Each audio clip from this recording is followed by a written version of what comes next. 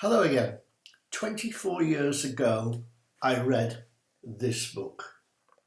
You see it there? The Bait of Satan by John Bevere. Excellent book. I'm talking today about, are you easily offended? In our quest for living a victorious Christian life, one of the things that will trip us up is offence. Happens all the time. People get offended, relationships are broken, and the devil's laughing his head off. He uses a bait. Now, what is a bait? The devil uses a bait. What is a bait?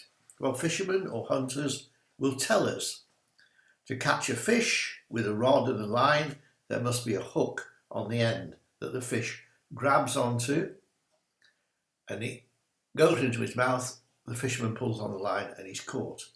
Now, he's not daft enough just to take a hook into his mouth. The fish has got eyes, but there's a tasty maggot on the end of the line.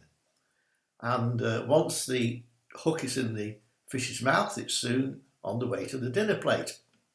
For larger animals, the hunter constructs a cage.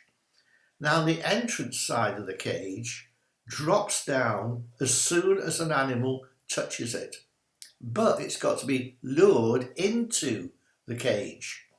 So at the far end of the cage is a piece of wood with a nice tasty morsel of meat on it.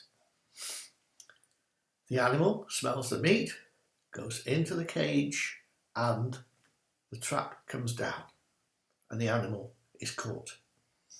Now, the bait in Greek is Scandalum, and once the animal smells the Scandalum, then he is trapped. Now, these examples come from the physical world. Now, I've already let you know from the title of John's book that who sets traps for us, who sets bait for us, in the spiritual world. It's not too difficult a question.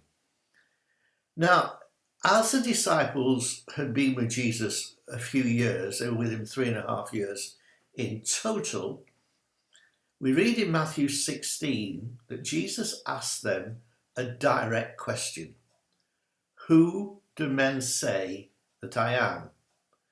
Now, some of the disciples mentioned prophets and so on, but only Peter got the right answer.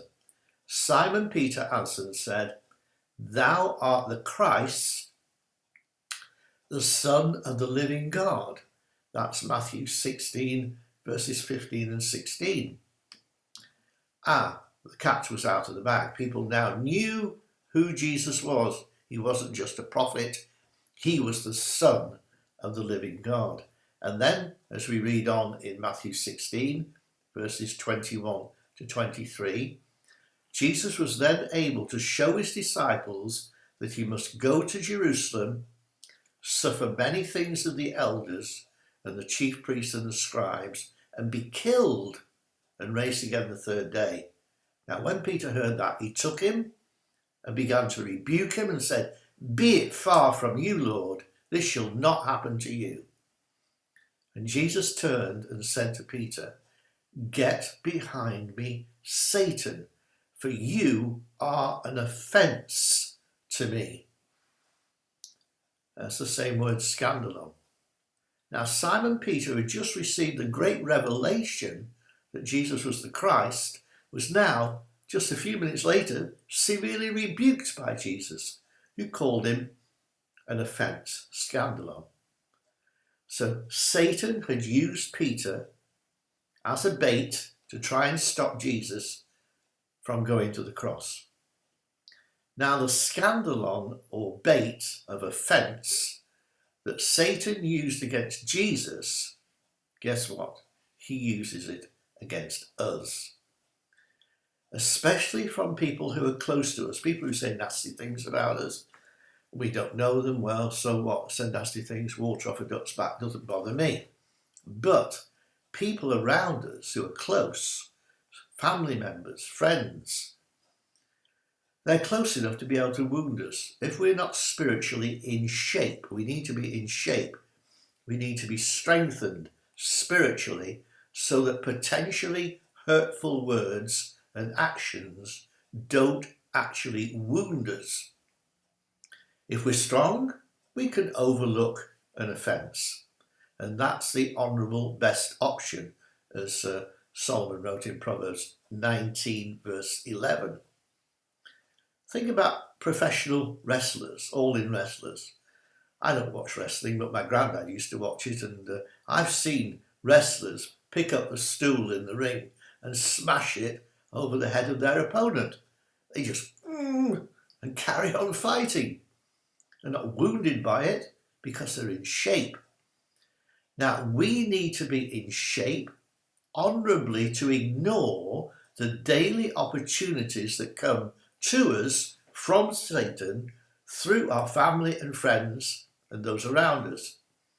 In Luke 17, Jesus said, "It is impossible that offences, Scandalum, will not come." They're going to come, but woe unto him through whom they do come. Luke 17 and verse 1. So Peter wrote, "We should therefore be vigilant, because our adversary, the devil, like a roaring lion, seeks whom he may devour." Satan has bags full of bait, just like a fisherman has got bags full of maggots. A hunter has got plenty of fresh meat to catch his prey. But Satan's bags are full of the bait of offence. And through our spouses, our children, our friends, our neighbours, he will make sure that we are tempted into being hurt and offended.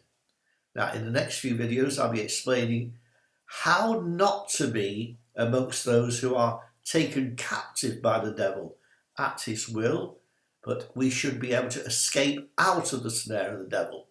That's 2 Timothy 2:16. Are you interested in not being a victim and not being easily offended?